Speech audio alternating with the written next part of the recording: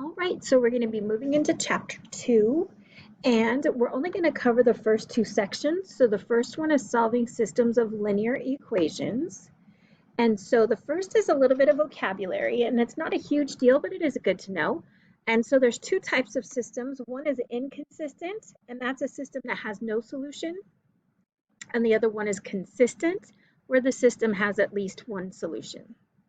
So within the consistent, because there's multiple choices, I could have an independent situation that has exactly one solution, so that's where the lines cross at exactly one point. Or I could have dependent that has an infinite number of solutions, so that's when they're the same line. So I think of dependent on, meaning they're on top of each other.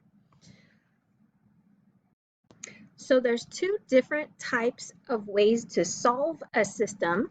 And so one is using substitution. So what we're going to do is we're going to take an equation like this first one here, and we're going to solve it for one of the variables. And it doesn't matter whether we solve for x or we solve for y. So I'm just going to go ahead and solve for x. So we start with x plus y is equal to 4. And if I subtract y from both sides, we get x is equal to, you could call it 4 minus y, or you could call it negative y plus 4. Either way will work. Now, because I solved for x, then that means in this equation, wherever I see x, I'm going to replace it with my new value for x. So I'm going to say that this is 3 times, then my x value is now 4 minus y, minus 2y is equal to 7. So I'm going to simplify this to solve for y. So I'm going to distribute the 3, and I get 12 minus 3y minus 2y is equal to 7. Cleaning it up even more, we get negative 3y plus negative 2y gives me negative 5y. I could subtract 12 from both sides, and that gives me negative 5y is equal to negative 5. And then dividing both sides by negative 5, we get y is equal to 1. So now I have my y coordinate. I need to find my x coordinate. So I'm going to come back over here and say x is equal to 4 minus that y value, which is now 1. So that means x is now equal to 3. And so the solution to the system is going to be 3, 1. So then to verify that, we've got 3 plus 1 does give me 4. And then to check it with the bottom one, I want to do 3 times 3 minus 2 times 1 and see if it gives me 7. So this gives me 9 minus 2, and since that is equal to 7, that is the solution to the system.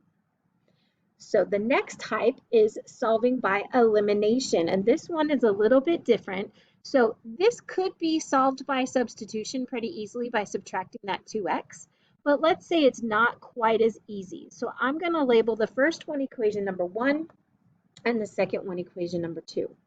So I want to figure out, I could either use the x coefficients or I could use the y coefficients, and I want to multiply the whole equation by the same number so that I get exact opposites and I can eliminate one of the variables. So since this one has a 1, I'm going to multiply the first one by 1, I'm going to leave it alone, and I'm going to multiply the second one by 3. So when we do that, my new equation 1 stays the same, 4x minus 3y is equal to 15, just multiplying by 1. But my second equation, everything triples. So 2 times 3 is 6, and then the 1 in front of the y times 3 gives me 3, and then 5 times 3 gives me 15. So when I add these together now, because if two things are equal, then I can add the left sides and add the right sides and still get something that is equal. So 4x plus 6x gives me 10x. The negative 3y and the positive 3y, because I designed them to be opposites of each other, they eliminate or they cancel. And then 15 plus 15 gives me 30.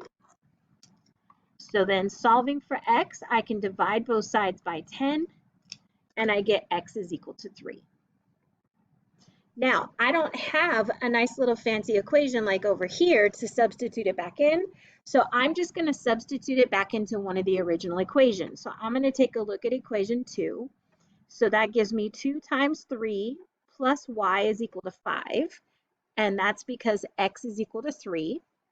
So I've got 6 plus y is equal to 5, and so then if I subtract 6 from both sides, I get y is equal to -1. So bringing that together, remember we're trying to figure out where two lines cross. What point do they have in common? So this is going to be 3, -1. And then just to review our vocabulary, try and think, are these consistent or inconsistent? And if they happen to be consistent, determine if they're dependent or independent. So pause the video for a minute and see if you can come up with that. All right, so this first one, I have exactly one solution. So it's not inconsistent because it does have a solution. So it's consistent. There is at least one solution. And because it's exactly one, it's independent. And then the same thing for this one, because we have exactly one solution, that's consistent.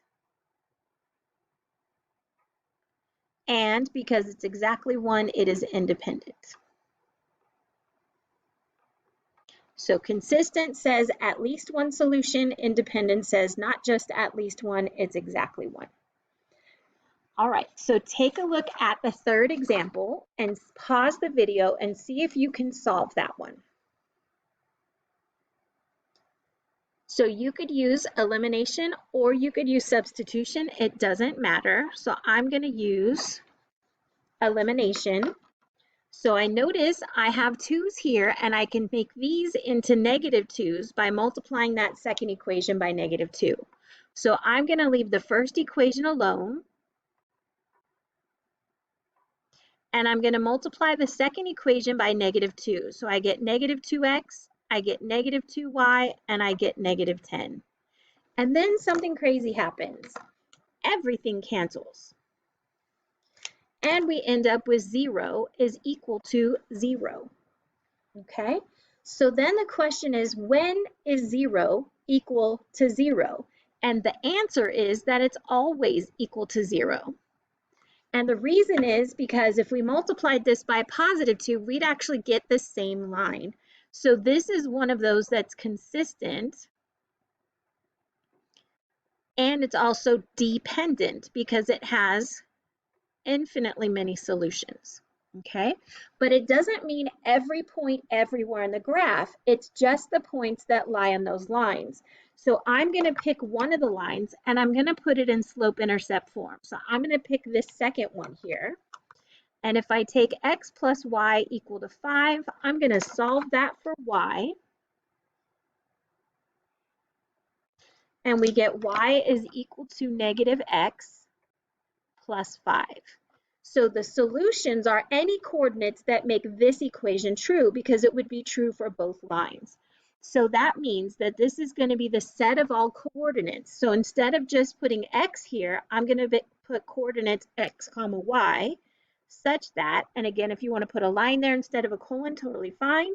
So it's every point that is on the line y is equal to -x plus 5. And it doesn't matter which line you choose because they're both the same line.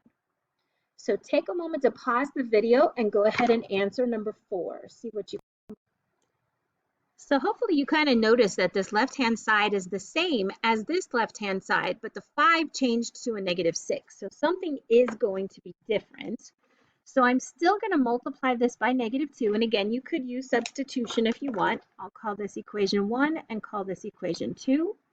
So equation number 1, we're going to keep that the same. 2x plus 3y is equal to 10.